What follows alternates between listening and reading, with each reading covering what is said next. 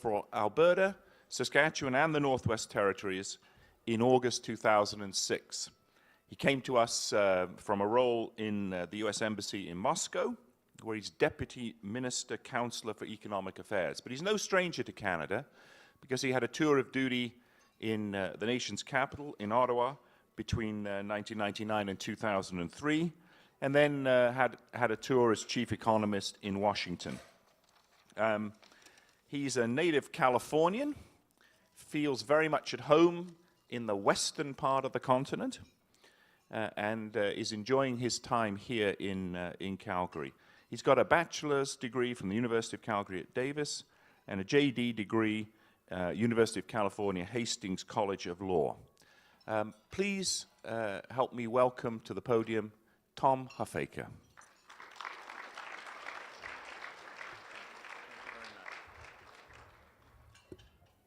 Tim, thank you very, very much for that kind introduction.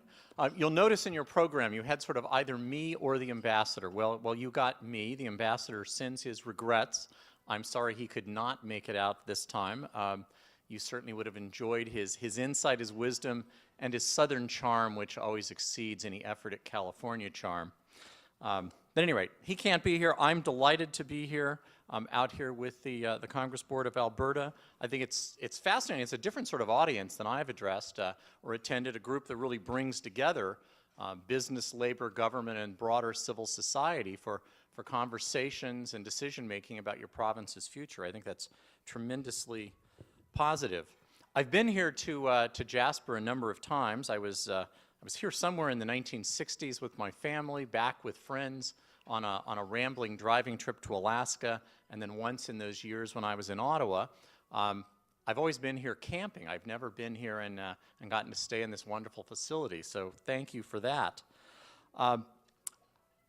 I could say that I'm dressed so casually today because I'm trying to show you that a diplomat can dress casually, or that I'm dressed casually because I always come here to camp. And somebody suggested to me last night I could say I'm dressed so casually because an airline did something to me. However, I drove up here from Calgary, so I guess what I've got to say is I'm dressed so casually and as a diplomat from a stuffy profession, a little bit self-conscious about it, because my hanging clothes are doing exactly that. They are hanging, arranged nicely in a bag in my closet in Calgary. But I do have dress shoes that did manage to make it in to go with the walking clothes. Any rate, moving on to the substance, what I want to talk a little bit about is, Alberta in the continental perspective, and obviously I speak of Alberta from an American point of view in the continental perspective, and I want to sort of come at that three ways: from the personal, from the perspective of the Consulate General broadly, the office, and from the perspective of the U.S. government. A year on, in our time here in Alberta, we are thrilled. This is really this in Vancouver are the only jobs at my rank and position in our service where a Western American can get paid to come and live in the North American West in our service. And that's something we sought for a long time, and we're thrilled. It's totally lived up to expectations. You live in a fabulous part of the world. We've embraced your outdoors. We've done the rafting, the hiking, the fishing, the camping, the climbing. Just a brief story, we were out 2 weeks ago. We got in sort of the last weekend that Lockheed Park was open for regular camping, and it ended up being sort of unplanned snow camping, as can happen in this area. My kids and I got set up. We got the tent set up and cleared some snow off and settled ourselves in and went off for a little bit of a hike. And we got about 100 feet from where the tent was, and in the fresh snow, the most beautiful series of perfectly preserved, really fresh grizzly bear tracks that I have ever seen. My children and I had slightly different reactions to this. They thought this was fantastic. How far can we follow the tracks? And I thought, they look really fresh. We might follow too successfully. Any rate, they found that wonderful. I found it a little nervous-making that the grizzly bear had been quite that close a few hours before. We never saw him or her, had a great trip, enjoyed it very, very much. We live in a city in Calgary we love. We live in a province that we love. Just a few observations of an admiring outsider, and I'm a tremendous fan of your part of the world. A few things that have struck me very strongly that I don't think I appreciated when I used to visit from Moscow or when I came up as a tourist. Excuse me, visit from Ottawa, not Moscow. I don't think I've ever visited here from Moscow. I've moved here from Moscow. That's different.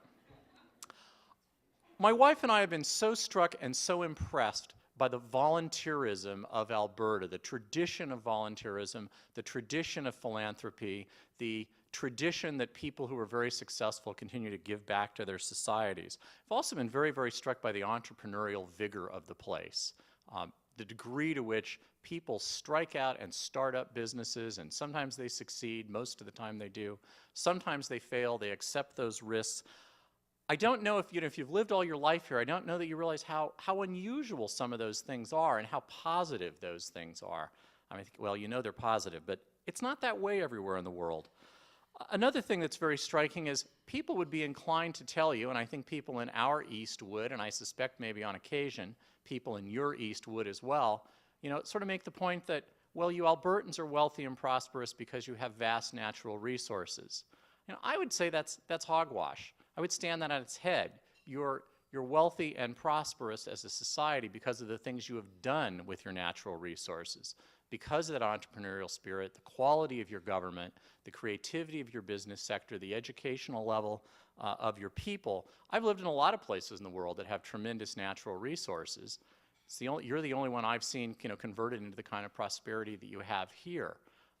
The two don't naturally flow together, and I think you deserve tremendous credit for what you've done with your natural resources. And my last sort of personal point would be, it is kind of striking coming in from the outside, and I'm going to try to be very careful not get anywhere near sort of being towards in local politics, but that the public dialogue of late in Alberta does tend to be on the negative, on the stresses and strains of your tremendous prosperity, rather than the positives of your tremendous prosperity. And the point I would just make is, there are real challenges, obviously, and you're talking about them in this conference, in having a very, very low unemployment rate. There are real challenges in the desire to protect this beautiful environment that you have. There are real challenges in having budget surpluses and making good decisions whether to spend them or to save them. Those are very, very legitimate challenges. But let me tell you, the whole world would trade places with you. These are the problems people want to have. These are good problems, and they reflect on your success. From the point of view of the consulate, that is the office, probably none of you know this, we are actually only a year newer than the province of Alberta. We've been in Calgary for 101 years. We were founded at a time when we believe, from back research, that there were about 100,000 Americans already in southern Alberta, primarily southern. They were in the north as well. They came for open farmland and open ranch land and opportunity, and they stayed. And of course, they became Albertans and became Canadians, and I would be shocked if there aren't a reasonable number of people in this room descendant from that particular wave of American immigration. We believe today that we have probably 50 to 100,000 Americans in Calgary alone, a much larger number than that across Alberta. We believe that Calgary is the largest American city outside the United States. We don't know that definitively, but we believe it's the case. Largest population, I should stipulate more carefully there. The consulate has about 25 permanent staff members. Most of them spend their time focused on taking care of that large American community. Reports of birth, reports of death, passports, all those sort of normal things. We also have a very active visa section, and it may occur to you, well, wait a minute, Canadians don't need visas. Why would you have an active visa section? Well, even though Canadians don't need visas, and West Europeans and the Japanese and quite a few other people don't need visas, your society has become so cosmopolitan that we have about 90 applicants a day for visas to the United States from other parts of the world, landed immigrants in Canada primarily, looking to visit the United States. So it's a very cosmopolitan world we live in Western Canada today. On the policy front, we're very focused on energy, agriculture, obviously the environment, defense cooperation, which is terrific, and the border. A brief advertisement on the border. Obviously, we've implemented the air requirement for passports for traveling to the United States. Aside from the hiccups that both governments went through over essentially passport supply over the course of the summer, which have gotten better, that's gone very, very well. And we're going to implement the land border passport requirement sometime between now and June 2009. I would say that probably the real date is sometime between now and fall of 2008. We believe in the long run this will make the border work better and faster rather than slower, but it is going to be a challenge to make it work right initially. And anybody who doesn't have a passport, I strongly encourage you to go get one if you're planning on traveling by road or by air to the United States. From a U.S. government perspective, how do we look at Alberta? Well, first, we see it as a key province in the country that composes our closest allies and our closest friends. And it's especially close and warm here, at least that's certainly been my experience. You know, we have as countries the largest trade relationship the world has ever seen, the largest investment relationship the world has ever seen, and the tightest people-to-people ties in the world, and Alberta plays a big part of that. And in particular, obviously, on the energy front, Alberta plays a huge role in that. You know, whereas the United States and Canada have the largest energy trade relationship in the world, and that may be surprising because, you know, if you think of Saudi Arabia and Japan or Germany and Russia, nope, in raw energy we trade a great deal more than either of those relationships. And aside from Canada as a whole, Alberta and the United States by themselves have the largest energy trade relationship in the world. Well, obviously we appreciate that a great deal. Looking at Alberta, and I was looking at this on the map, and I was looking at Texas and looking at Alberta, wanting to make this comparison, and I realized I couldn't eyeball it and figure out which one was bigger, so I looked up the numbers. And I was a little bit surprised to find that by a very small margin, I forget, it's just a few thousand square miles, Texas is actually slightly bigger than Alberta. Since my Texan wife is not here, I can say that, you know what? In terms of the beauty of the place, you more than make up for it. More than. Just looking out the window here, they don't have this in Texas. They do have some nice places, but not this. So your size is roughly the equivalent of Texas. Your population, just to sort of put it in perspective, at about 3.5 million or 3.4, I could have that off, you have about 1% of the population of the United States. However, that 1% is extremely talented, very well educated, very productive, and has a huge impact outside of, you know, sort of outsized to the size of its population.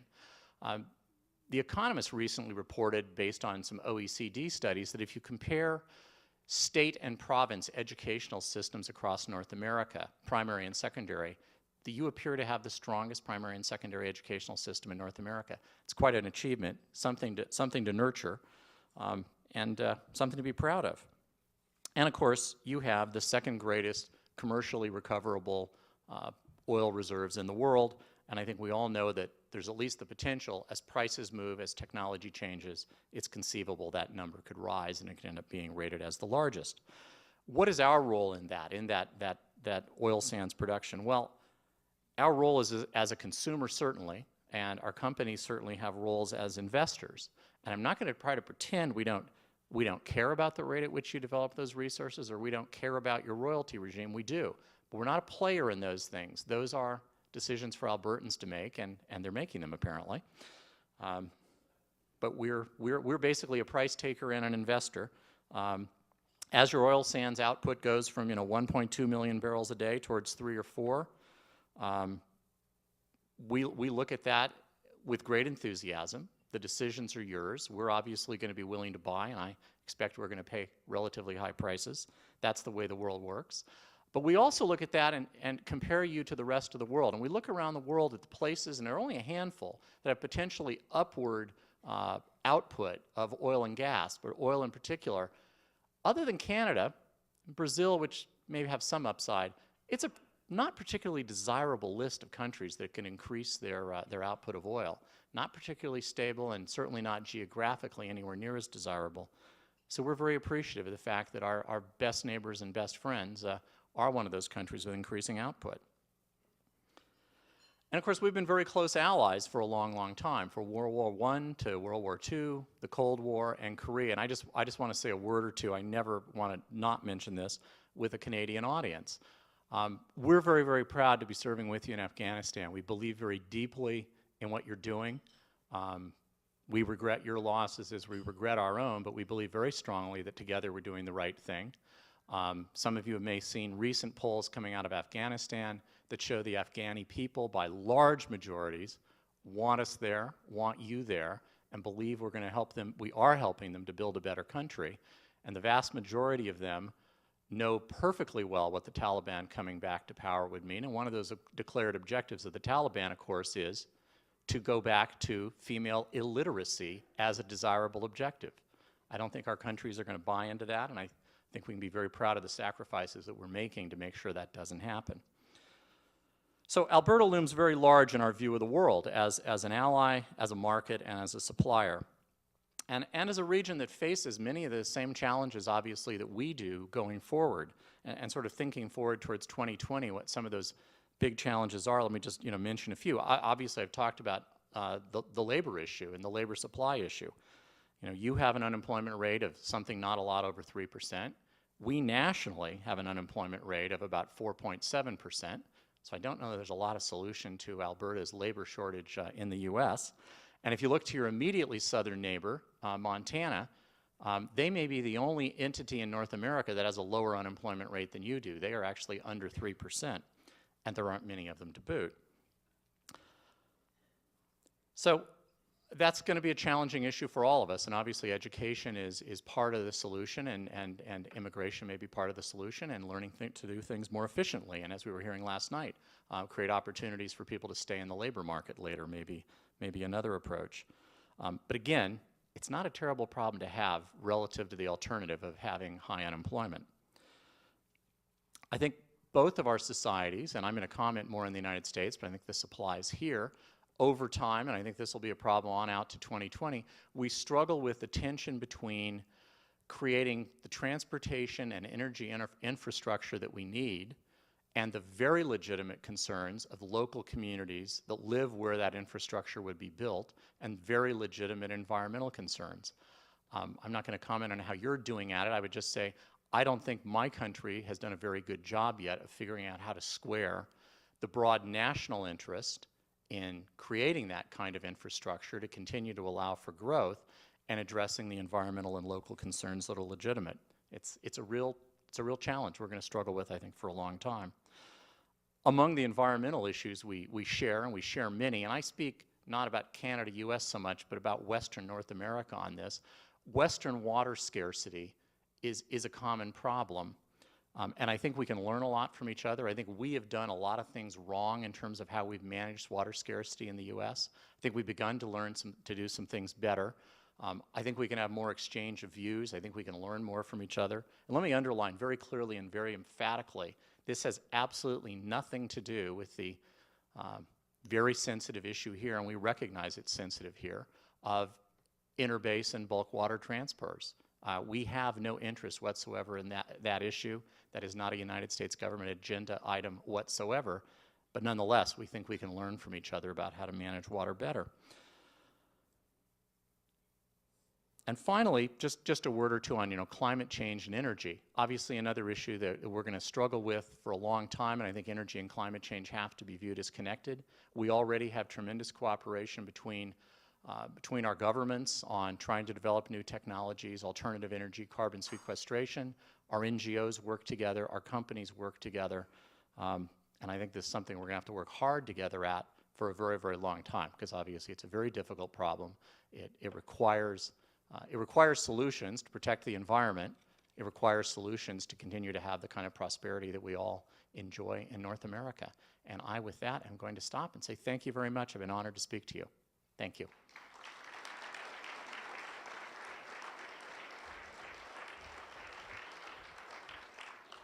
At the risk of keeping people from enjoying the rest of their lunch, perhaps we could just take one or two quick questions.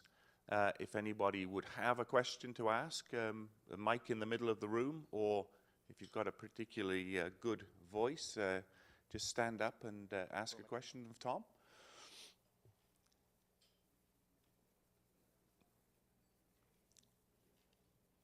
Okay, good. It always takes somebody to start, and Randy, thank you.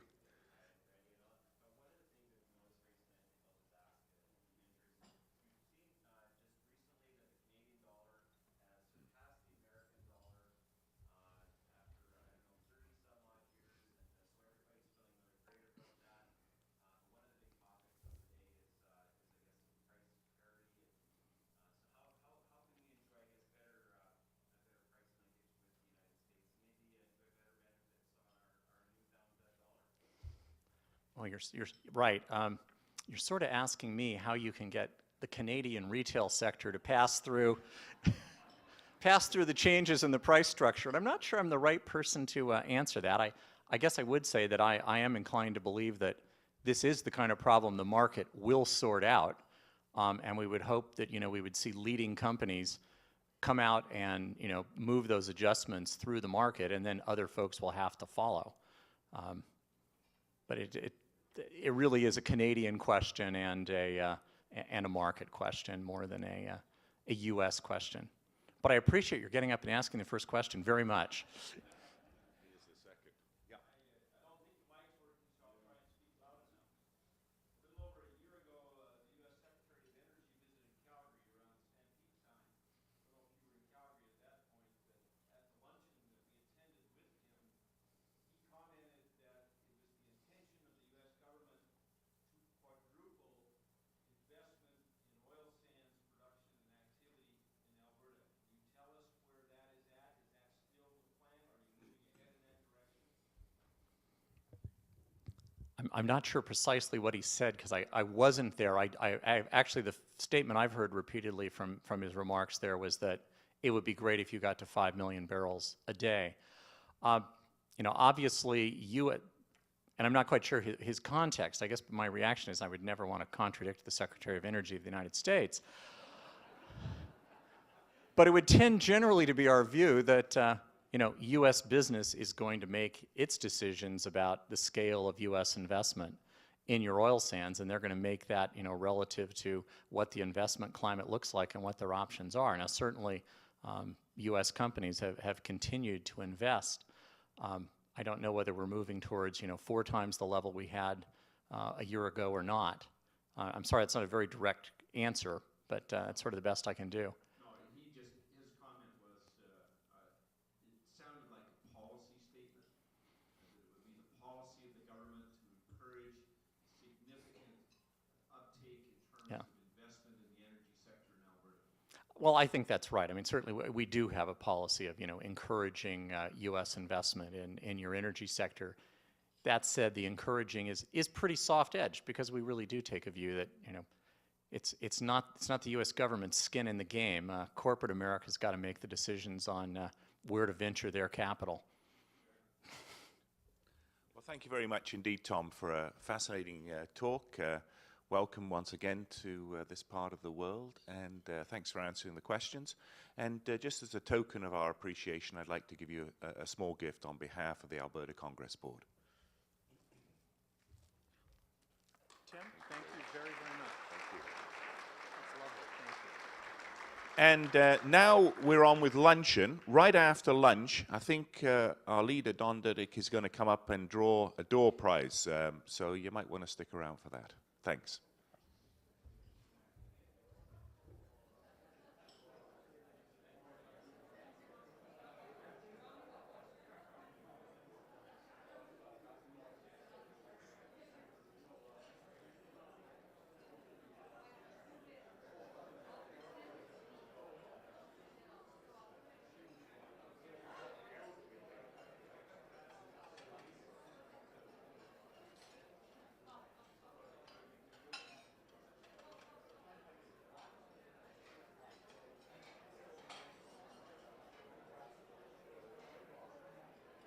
Let's first give a big round of applause for the meal we just received to the Jasper Park Lodge staff that they prepared for you.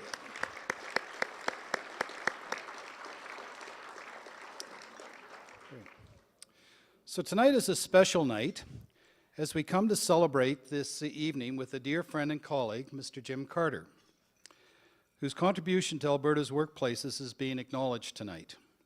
The Alberta Congress Board's Distinguished Workplace Leader of the Leader Award was established to recognize the work of individuals who have dedicated themselves to improving the Alberta workplaces through their vision and action for the benefit of communities, workers, other associated employers, and stakeholders.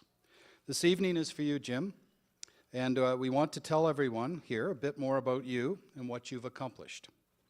Jim Carter was appointed President and Chief Operating Officer of Syncrude in October of 1997.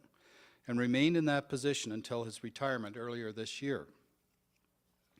A mining industry veteran, Mr. Carter has contributed invaluable knowledge, experience, and dedication to the achievement of Syncrude's goals. Since joining Syncrude in the first full year of operation, he played a prominent role in a variety of initiatives aimed at enhancing safety, reliability, production, unit costs, and product quality. Mr. Carter's leadership has led to the introduction of technologies and processes at the mine face and within the plant that have led to both incremental and revolutionary advances in safety again, productivity, environmental performance. Leading by example, he has also spearheaded the implemented innovative learning initiatives and skills upgrading opportunities within the company. In the company, he has actively engaged oil sands stakeholders to assure opportunity is appropriately shared and that Syncrude's operation proceeds smoothly, responsibly, and efficiently. Mr. Carter began his career with Syncrude in 1979 as manager of overburden operations, where he managed the overburden removal fleet. In 1981, he was appointed assistant general manager of mining. Mr. Carter was appointed general manager of maintenance and operations services in 1986 and was promoted to the following year to vice president of administration. And between 1989 and 1997, he served as vice president of operations.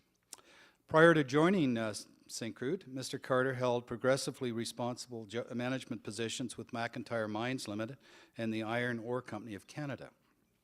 Mr. Carter holds a Bachelor of Engineering degree in mining engineering from the Technical University of Nova Scotia and is a graduate of the Advanced Management Program at Harvard Graduate School of Business Administration. He is the recipient of 2 honorary doctorate degrees from the University of Alberta and the Technical University of Nova Scotia. In 2005, he was named Resource Person of the Year by the Alberta Chamber of Resources, was inducted as a Fellow of the Canadian Academy of Engineering, and received an Alberta Centennial Medal from the province of Alberta. In 1999, Mr. Carter was presented with the Centennial Award, the highest honor bestowed by the Association of Professional Engineers, Geologists, and Geophysicists of Alberta. He is also a recipient of the Canadian Institute of Mining Past President Award and the CIM Fellowship Award. Mr. Carter is an active supporter and advocate of the Canadian Institute of Mining, Metallurgy, and Petroleum, and was a founding member and chairman of the Rocky Mountain Branch. He is a frequent speaker at regional and national conferences. His other professional and community affiliates include Director and past Chairman of Mining Association of Canada, Director, Alberta Research Council, Chair of the Audit Committee, Champion of Aboriginal Human Resource Development Council of Canada, Honorary Chairman of Edmonton Business Council for the Visual Arts, past Director of Alberta Chamber of Resources, Founding Chairman of the Industry Advisory Committee, University of Alberta School of Mining and Petroleum Engineering, member of the Association of Professional Engineers, Geologists, and Geophysicists of Alberta, co-chair of Vista Ridge Ski Hill Association, and past member of Board of Governors of Keano College. Mr. Carter now resides in Edmonton with his wife, Lorraine Bray. Together, they have 6 adult children. I'd like to just take a moment and add a personal note. I had the good fortune of working directly and indirectly for Jim over the last 12 years of my career at Syncrude and developed a great respect for his leadership. And I just wanted to mention 3 areas. The first was safety. Jim refused to accept mediocre performance from contractors or Syncrude staff. He personally felt responsible for everyone on our site, and anyone who thought he wasn't serious soon found out. Secondly, Jim placed great value on the relationship with employees. He had a 6th sense and could assess morale. He loved to drive out in the mine and sometimes asked me to go with him, and he talked to everybody and everybody knew him. And he was known and respected throughout the plant by most employees. The third area that I think Jim excelled in was handling any emergency situation. No matter what happened, Jim would remain calm and quickly develop plans and provide the leadership to get the operation back on track. So for many of us, we worked for Jim Carter. He was Syncrude. So before I call Jim up, let's take a few minutes and watch a short presentation. I think it's going to show up on the screens here in a second.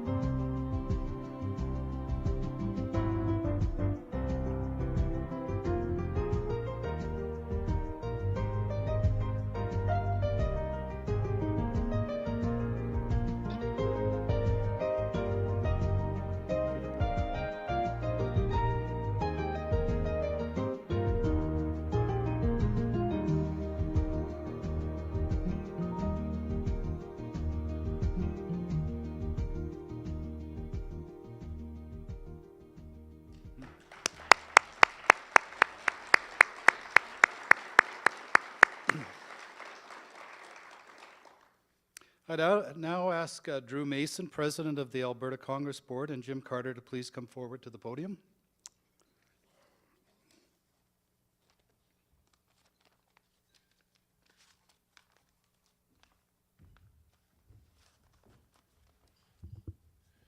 Jim, in recognition of your valuable contribution to Alberta's workplaces, and also in recognition of your leadership in bringing together stakeholders to effect positive change for the benefit of all Alberta workers. It's my pleasure tonight to present you with the 2007 Distinguished Workplace Leadership Award.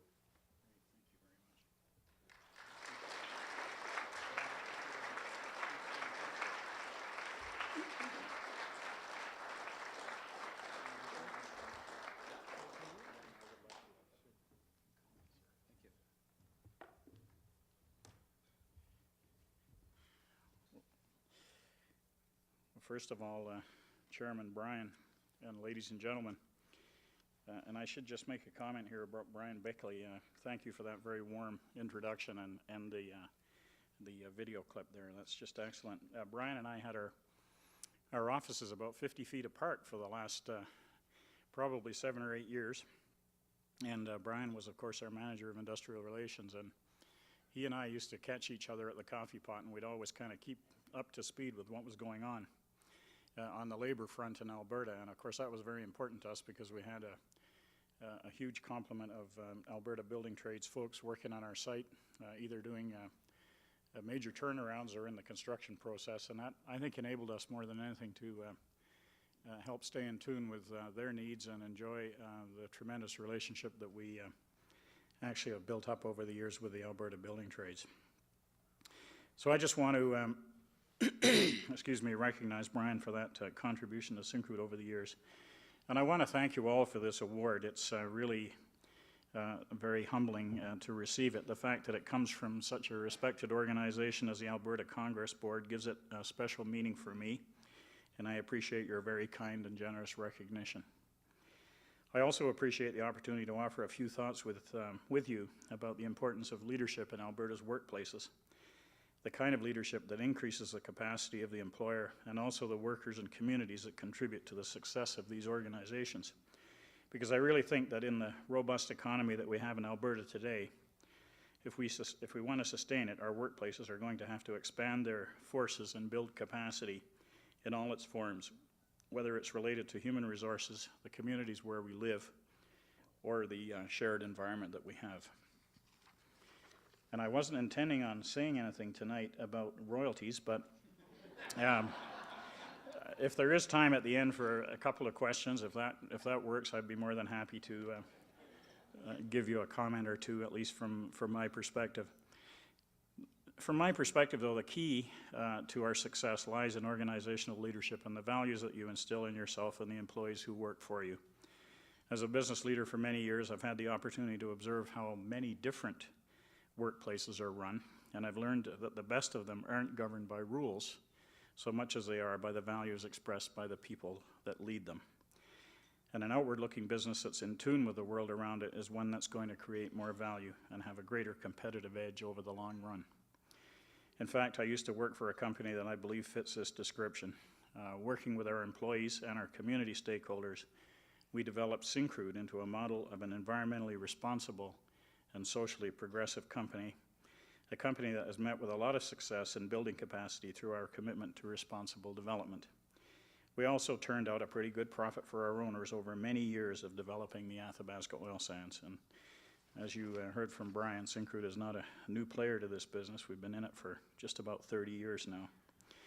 And all of this came out of our corporate values. I want to talk to you about this for a minute because corporate ethics, policies, and codes of conduct and the like really don't matter much if they aren't embodied in the actions of every single person who works for the company. And that puts the onus on leaders like me to make them real. Now, if you believe in the statements of principle that you helped your organization to write, then it's entirely logical that you should live up to them. And what's more, you've got to take the next step and continually work to engage all employees in these beliefs. I was a leader at Syncrude for many years, and I can tell you that this is a job that never goes away. So in keeping with our values, Syncrude has worked to build capacity both within our company and within our stakeholder communities across all the core areas of the sustainable development model. As one example, we work toward being an industry leader in the area of environmental health and safety, and as a result, we achieve safety performance that is the best in Alberta industry. We also achieve significant reductions in air emissions and water use. We reclaimed nearly 1/4 of our Mildred Lake mine site. We help facilitate transparent, multi-party environmental monitoring and management initiatives in our region's communities, and we help to raise the bar for community health and safety. Beyond that, Syncrude continues to be a Canadian leader when it comes to our contributions to the economy through the provision of jobs, the development of new enabling technologies for our industry, and the payment of taxes and royalties, which cumulatively now, to the end of 2006, amounted to more than $7.5 billion.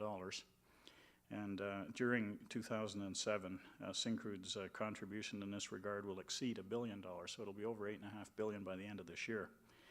As well, through our community investment efforts, we helped meet the social needs of our key communities, whether those needs were in health, education, recreation, or arts and culture. So these communities can be attractive places for the workforce we rely upon to live and raise their families. In a nutshell, that's the story of how one company succeeded, simply by expanding its outlook and its scope of influence beyond its own workplace. But let's dig a little deeper to see how we arrived at these outcomes, and let's start with safety. At Syncrude, safety is a fundamental value. But this was sometimes interpreted, and I'm going back a few years now, by some to mean safety first unless it gets in the way of production. And some employees actually thought they were doing the company a favor by taking safety risks to get the job done. And clearly this was not the way that we wanted to do it, and we had to take actions to demonstrate that we were serious about that. But you know, it's like anything else, when you provide the right kind of leadership, people realize what it is that you're trying to do, and before long, we had our employees on side, and indeed, I can say that over the years, the lines are blurred on our site at Syncrude between safety performance measuring for our own employees and, for example, the contractors. And now we've got the contractor community performing just as well on that safety front as Syncrude employees. So today, Syncrude has the best safety record in the oil sands and one of the best in Canada's industrial world. And that's a powerful way to attract and keep the people that you need to run your operation. In fact, I think somebody said earlier on this morning on one of the panels that people expect nothing less today. And so it's great to have seen the industry move there. But I can assure you that Syncrude along the way was very much on the leading edge of all of that. Beyond this, Syncrude has also worked to increase the capacity of our industry to deal with safety issues through the Oil Sands Safety Association, which Syncrude helped to develop. And the whole thrust there is to try and get a common set of standards and rules of engagement in the industry, in the local market. And it has worked to increase the capacity of the oil sands industry to grow in a number of ways by raising the performance bar on the safety side and promoting enhanced local training resources and promoting improved worker mobility, because everybody eventually will be working to the same set of safety standards. It's the same thing when it comes to interacting with our community stakeholders. Syncrude's guiding principles say that we will do this with care, honesty, and respect. And those are three simple words, but they mean an awful lot when it comes to building relationships and to be building a rapport with employees and contractors. And over the years, in the past, I've come up against employees, even within our own organization, who would prefer not to consult with our stakeholders, or those who questioned our community investment program when we had to cut back on our budgets. They viewed it as an activity that doesn't add any value to the core operation of the business.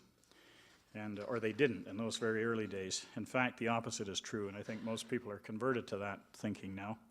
By working to build community capacity, especially as it pertains, for example, to Aboriginal people, we have become regarded as a good neighbor and have contributed to the capacity of our region to develop, attract, and retain the workforce that we require to support our business now and over the long haul.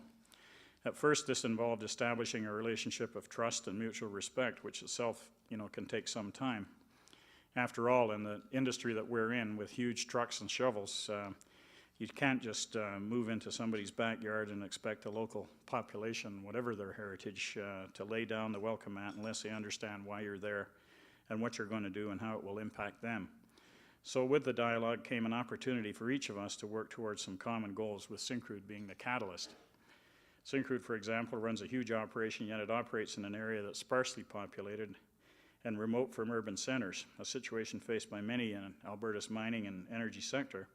Yet oftentimes operations like these are neighbors of Aboriginal communities, so you have to figure out how to connect the dots. Well, in the region where Syncrude operates, two of the priorities for the local First Nations our education, including encouragement of their young people to stay in school, and employment. So we have worked together on such issues as education and training, with the result that young Aboriginal people are getting the support they need to become successful learners. And as they get older, they're developing the skills they need to find rewarding and productive careers. And those of you that were here for the breakfast presentation this morning by Chief Jim Boucher got a first-class example of how that's working. And he talked about his companies doing $80 million worth of business this year and reaching $100 million within the next couple of years. And I knew Jim back in 1986 when we established the first contract with them, and that was a $2 million contract. So you can just see how they've grown in the last 20 years. It's just nothing short of magnificent. Happily for Syncrude, the company has benefited through this capacity increase in the local labor market. It's getting a local source of talent that's as good as any.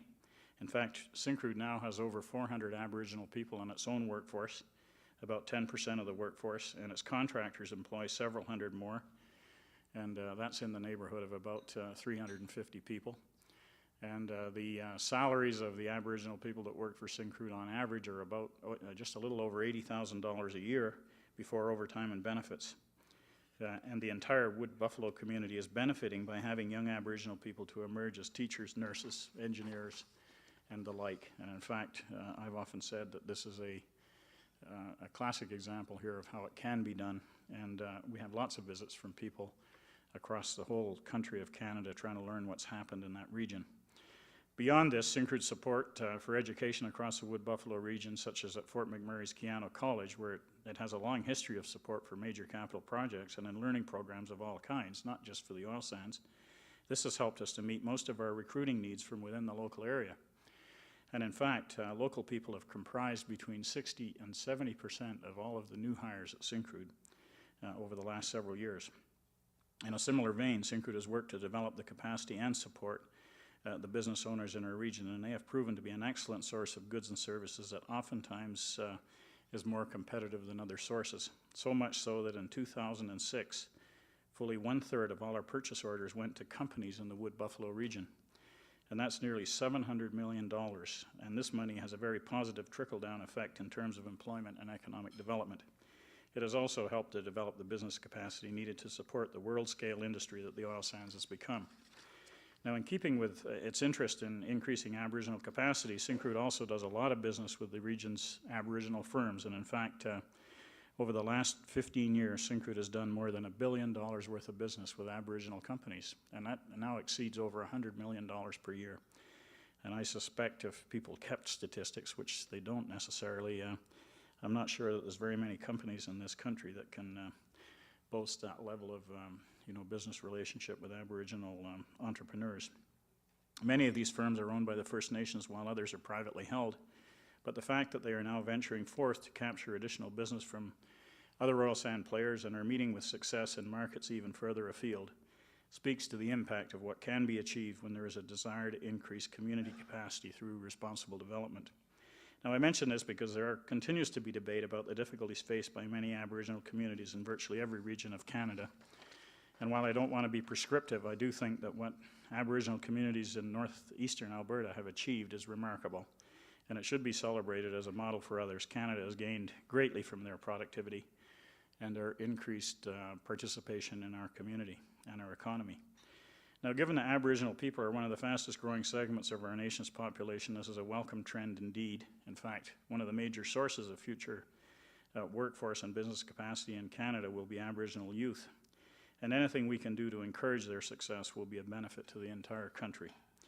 My point is that companies must spend money to buy the goods and services they need to sustain their operations. If they choose to do this in a responsible way, with a focus on adding long-term value and sustainable capacity within their communities of interest, much good can be created. And we've always said at Syncrude that, before we decide that we're going to go and pursue the foreign worker effort, we better make sure that we're tapping into that valuable human resource talent pool around us, which is the Aboriginal communities. And our business of doing that for over 30 years now is paying off very handsomely.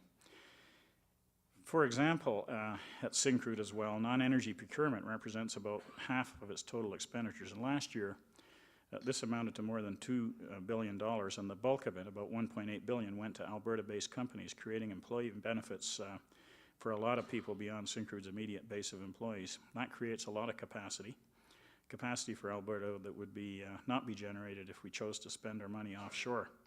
So you get it both from hiring the people and also providing those opportunities.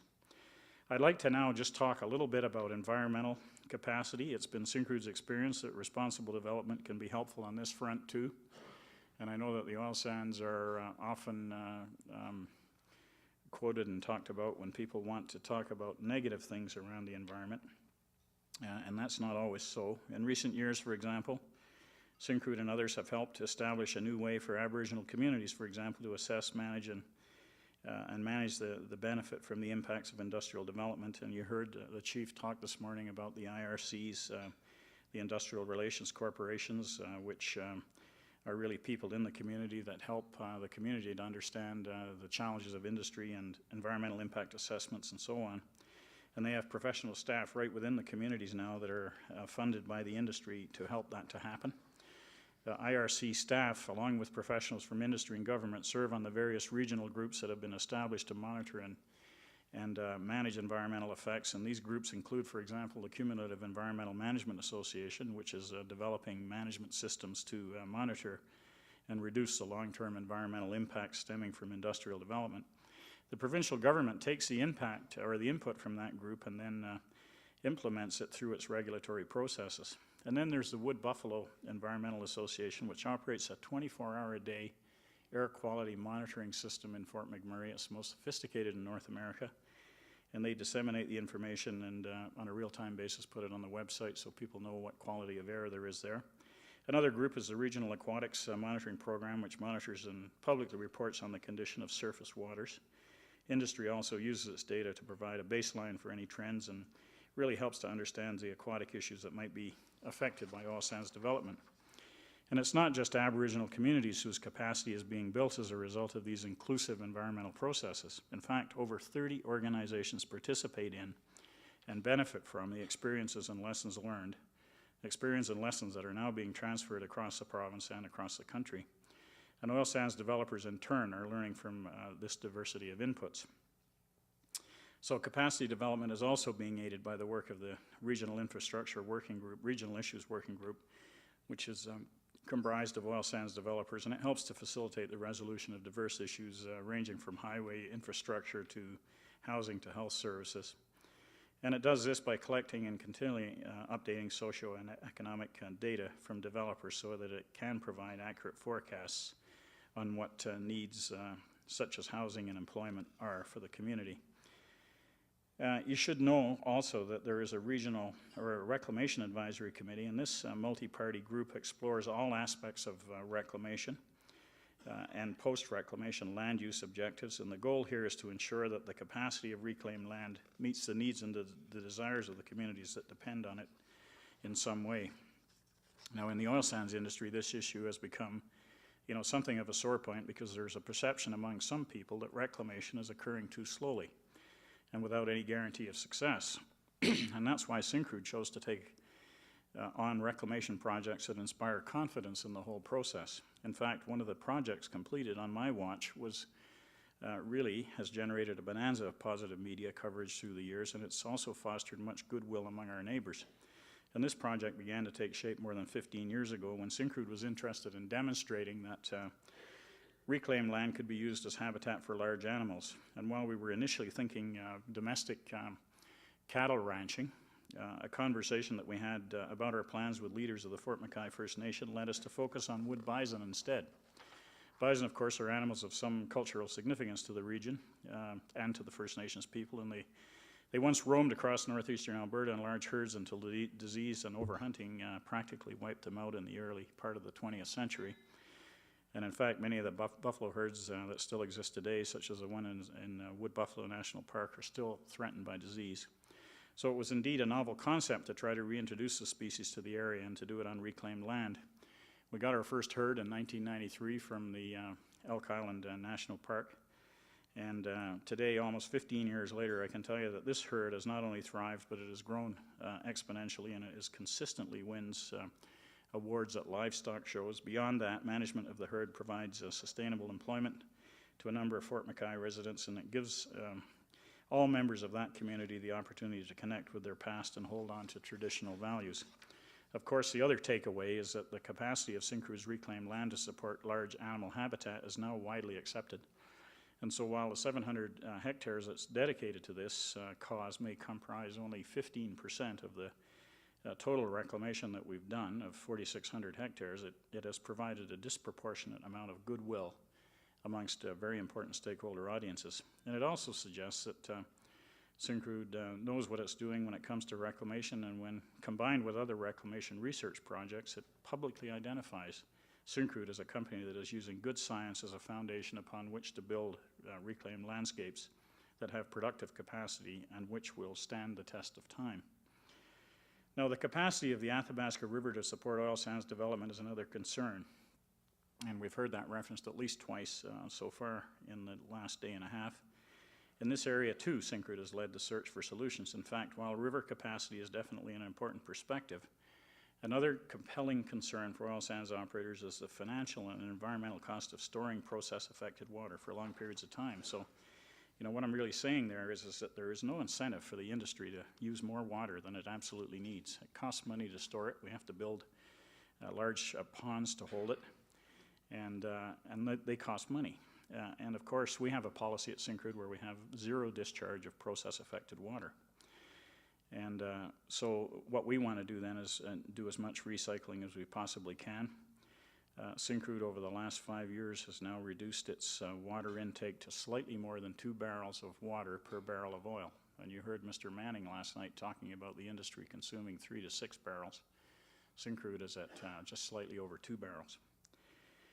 And that's a reduction of some 50% over the last 4 or 5 years. This kind of performance was enabled by our search for ways to treat process-affected water so that it can be used again and again. And in fact, if you looked at the system, it's actually recycled 18 times, and about 80% of our water now is recycled water. The other 20% is makeup water, and of the 20%, about 15% of that goes right into the hydrological cycle, so it ends up evaporating and coming back down as rain.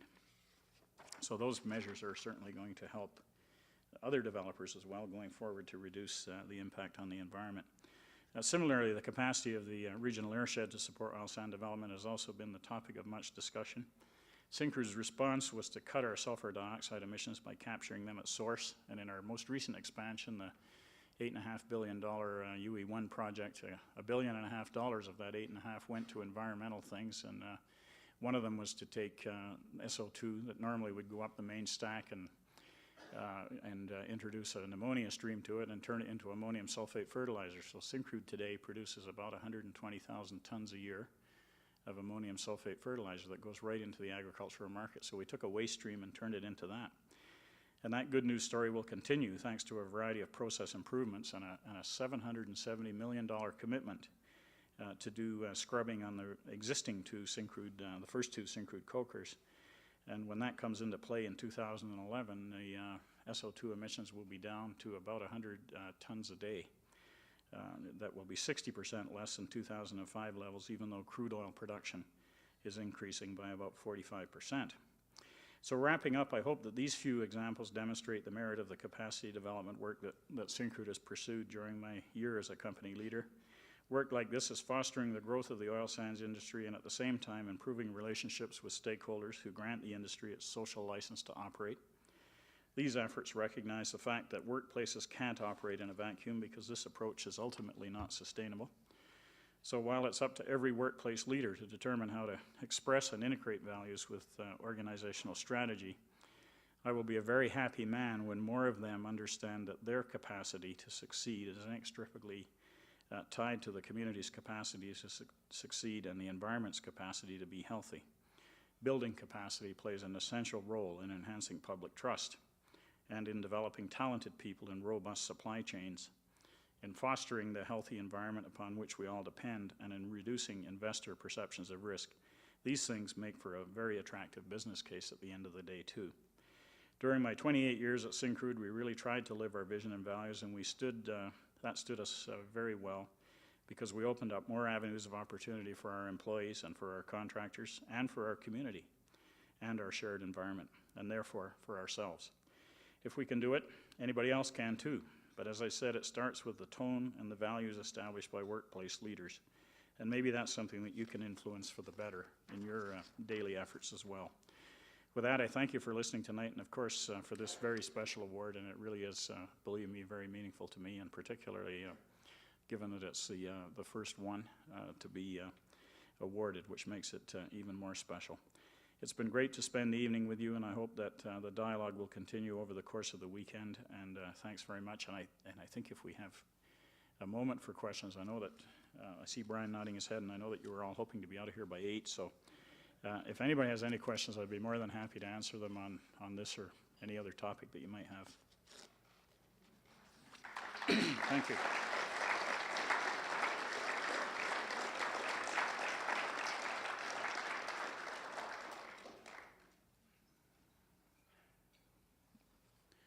I guess I'm experiencing the dangerous position of standing between you and the bar, so it sounds like there's one there. Sure. Okay. Gee, I thought you'd never ask that.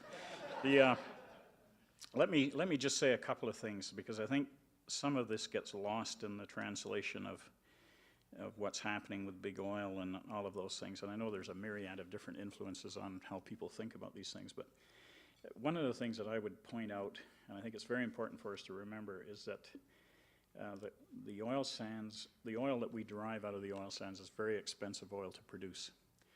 And if you looked at the 106 top major oil producing regions in the world, the cost of producing out of the oil sands ranks 91st out of that 106. So we're in the fourth quartile in terms of cost of production. And I think we need to remember that. And what drives that home for me is the fact that we have to mine 4 tons of material to make a barrel of oil out of the oil sands. And every time we mine a ton of material, we've got somebody driving a truck, running a shovel, pulling wrenches on equipment, generating an awful lot of employment associated with that. And so we have to be careful when it comes to comparing what happens in different jurisdictions around royalties to remember that we're creating a lot of wealth through job creation doing this. And I can tell you, the first 15 years of the 28 years that I worked at Syncrude, we toiled away in obscurity trying to get this industry attractive for investment and trying to make it successful. And I can tell you that, you couldn't actually get anybody in. I'm not going to say Edmonton because that would be unfair, but there wasn't that many people in Edmonton that really understood it. Nobody in Calgary understood it, and they sure as hell didn't understand it in Toronto. And then, finally we got it to the point where it was coming along, and then it became attractive, and now it's sexy and everybody wants a part of it. But the formula is very fragile, and we have to be really careful to remember that it is a high-cost way of making oil. And we can still have it as a very viable resource for a long time to come, but we've got to be careful that we don't break the straw that, or produce the straw that breaks the camel's back. One thing about it is our initial expansion at Syncrude in 1997, it cost us $33,000 per barrel of daily throughput. The last one that we completed, UE1, cost us $85,000 per barrel of daily throughput. And that's just on capital cost alone for the expansion. Today, everybody's planning $100,000, and at the end of the day, it'll probably even be more than that, probably. And over that same period of time, over that last 10-year period, the operating costs have doubled. And, the Canadian dollar's at par today. 10 years ago, it was 75 cents. And so when you see $90 crude oil out there today, that's really worth, it's more like, $65 relative to the 75 cents. So we've got to remember all those components. What do I think about what happened yesterday? Let me put it this way, and some of you that are in the audience won't be happy with this, but I'm glad that it wasn't the full report. And I know that some people have advocated adopting the full report and making it non-negotiable. I think that would have been a lot more disastrous to the Alberta economy than what happened yesterday. And we'll have to wait and see. Everybody's rerunning their numbers, and they're trying to see, well, what is this going to do, to projects. I think there's no doubt that some of them will, that are marginal, will maybe fall off the table. And hopefully it's not many. So, it's not as bad as it could have been. And I think there's an opportunity to share more in the form of royalties than we've perhaps seen, but we have to be very careful that we don't kill the goose that laid the golden egg. We could be back to scaring capital away and taking 10 more years to get it back again. So I'll say that much on that part. The one part that bothers me is negotiating signed contracts, and the government is talking about doing that with both Syncrude and Suncor. And, you know, I don't quite know how they're going to do that, to be honest with you, because those are signed agreements that are in place. And, you know, Alberta's been historically known as a place where a deal's a deal. So, you know, I just hope going forward that a deal's still going to be a deal and maybe not a deal anymore. And we have to be careful what signal that sends to the marketplace as well. So, thank you for the question. A long-winded answer, but opportunity nevertheless. Thank you. Good evening, Jim. I've got a question, but it's not a supplemental question on the royalties. In our discussion group this afternoon, we had some interesting discussion on corporate stewardship. Right. And to me, you've answered the question, but could I get you just to speak for a few minutes on the corporate stewardship of the Syncrude? Now, are you talking about financial stewardship or just total stewardship? Just total stewardship. Okay. Well, you know, not unlike other companies, in the last few years, we've kind of moved away from the glossy financials only kind of thing. And for several years now, Syncrude has been producing a sustainability report, which actually talks to things like our safety record, our environmental performance, and it lays out in there, and it's based, by the way, on the Towards Sustainable Mining model that the Mining Association of Canada adopted actually when I was chairing that a few years ago. And it really kind of lays out the targets that we have for ourselves and how we're doing against those. We also have in there the financials. You have to recognize that Syncrude isn't itself totally publicly traded. Some of its owners are. For example, Canadian Oil Sands is, and it's a bit of a proxy for, you know, how Syncrude is doing. So that information is included in there. It talks about revenue generation, job creation, royalty payments, taxes, etc. The other component that we also produce is an Aboriginal report, and that's very unique to Syncrude. And we started doing that about 12, 14 years ago now, and it describes the, you know, the commitments that we've made to the Aboriginal community and what we've done in that regard, and demonstrates our continuous improvement in that area as well. So. No, and by the way, those reports are all available. Great, thank you very much. Thank you.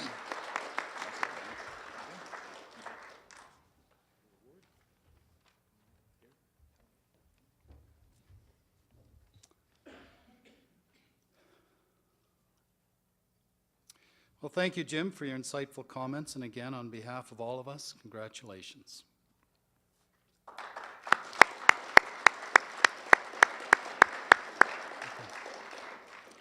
So, ladies and gentlemen, if I could have your attention for 2 more minutes.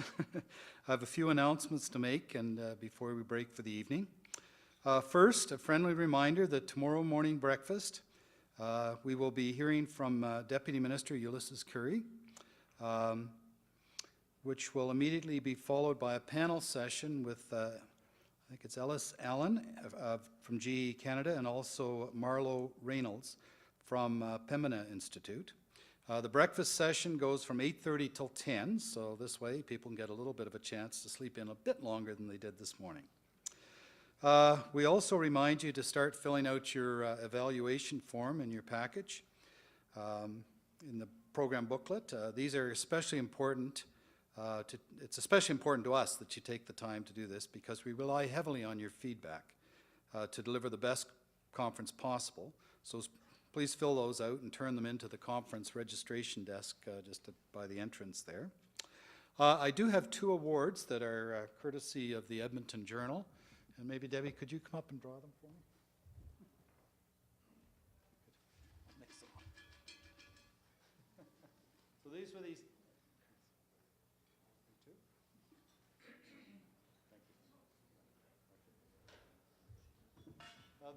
These were the tickets you were given when you came in.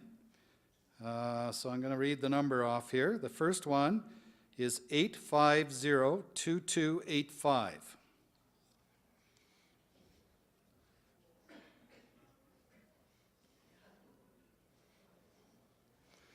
Maybe it's mine. Oh, we have a winner. No? No? Oh, good.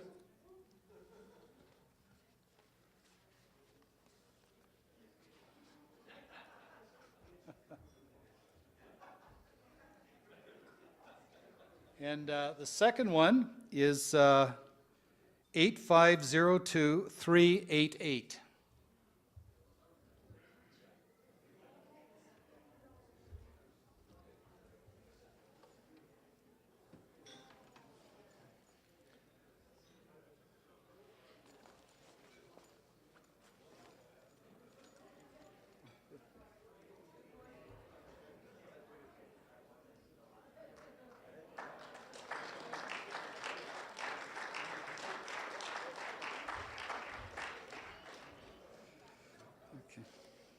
Just a reminder, you're also invited to join us this evening for an evening's reception that will go until about 10:30 at Tent City, which is just downstairs towards the far end of the building.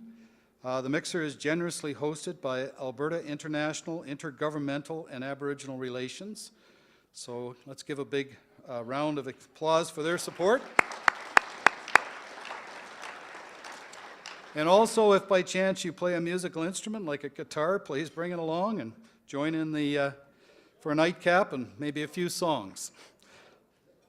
So this closes our session, and please enjoy the balance of your evening. Thank you.